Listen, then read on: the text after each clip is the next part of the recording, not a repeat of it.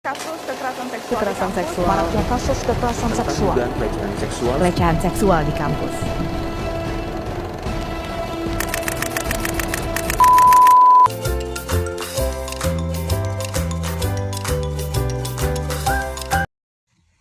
Halo semua, perkenalkan nama saya Laila Miasih. Saya dari program studi Ilmu Komunikasi jurusan Dharma Duta kelas 3D.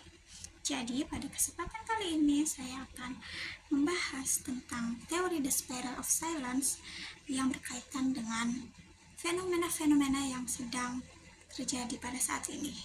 Apa itu? Mari kita lanjut ke pembahasan pertama, yaitu apa itu teori The Spiral of Silence.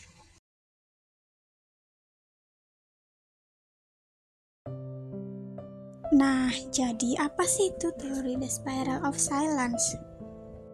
Jadi, teori The Spiral of Silence adalah konsep yang dikembangkan oleh Elizabeth Noelle Neumann pada tahun 1970-an untuk memahami bagaimana media mempengaruhi pandangan masyarakat terhadap suatu topik. Noelle Neumann pada tahun 1983 berpendapat bahwa media cenderung memberikan perhatian lebih kepada pandangan mayoritas, sehingga orang yang memiliki pandangan minoritas cenderung kurang berani dalam mengungkapkan pendapat mereka, dan hal ini dapat menghasilkan spiral penurunan dalam ekspresi pendapat publik. Atau dengan kata lain, teori ini menjelaskan tentang bagaimana opini publik dan media saling mempengaruhi satu sama lain dalam sebuah lingkaran yang terus berputar.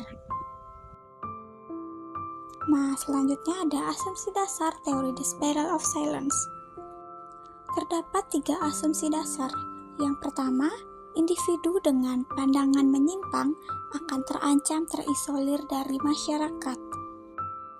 Pandangan yang kedua, perilaku publik dipengaruhi oleh penilaian terhadap opini publik.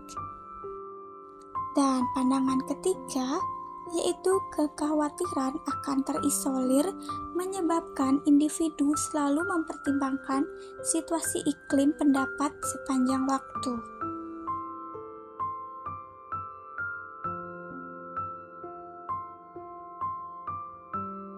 Kasus kekerasan seksual terhadap perempuan dan anak semakin marak. Pada tahun 2021, Komnas Perempuan menyatakan ada 2.945 kasus kekerasan. 8 dari 10 perempuan di Indonesia pernah mengalami pelecehan seksual di ruang publik.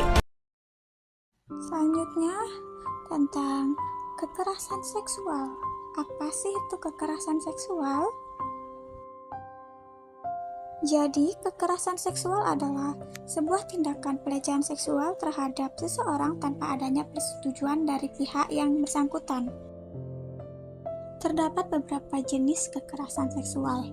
Yang pertama ada pemerkosaan, pelecehan seksual, stalking seksual, pelecehan seksual anak, eksploitasi seksual, dan pemaksaan perkawinan. Keenam ini merupakan jenis-jenis kekerasan seksual yang sering kita jumpai pada media sosial ataupun pada lingkungan sekitar kita.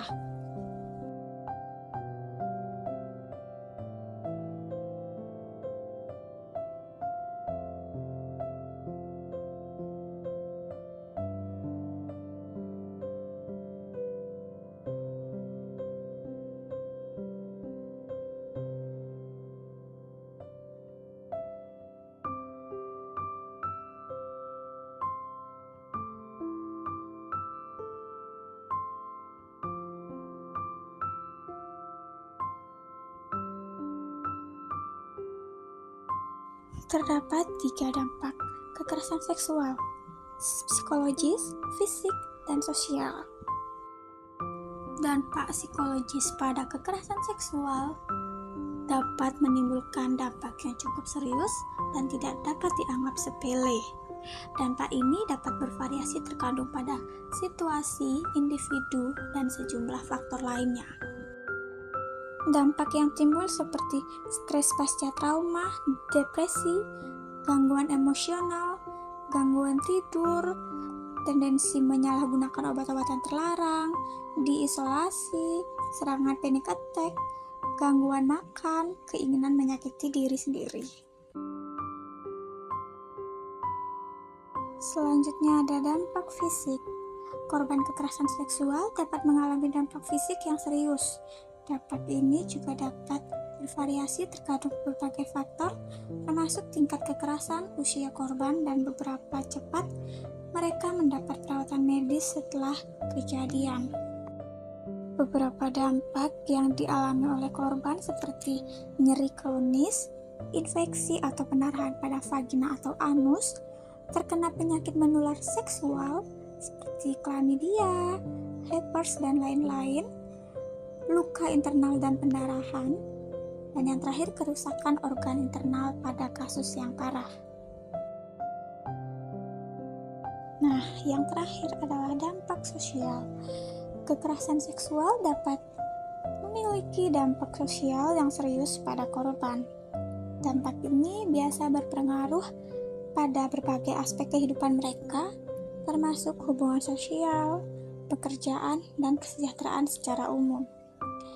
Berikut ini adalah beberapa dampak sosial yang mungkin dialami oleh korban kekerasan seksual. Yang pertama yaitu dikucilkan dalam kehidupan sosial, merasa malu dan terhina, kehilangan kepercayaan pada orang lain, kesulitan membangun hubungan yang sehat, mengalami gangguan dalam hubungan seksual, kesulitan dalam mempercayai pasangan, dan yang terakhir yaitu tidak percaya diri.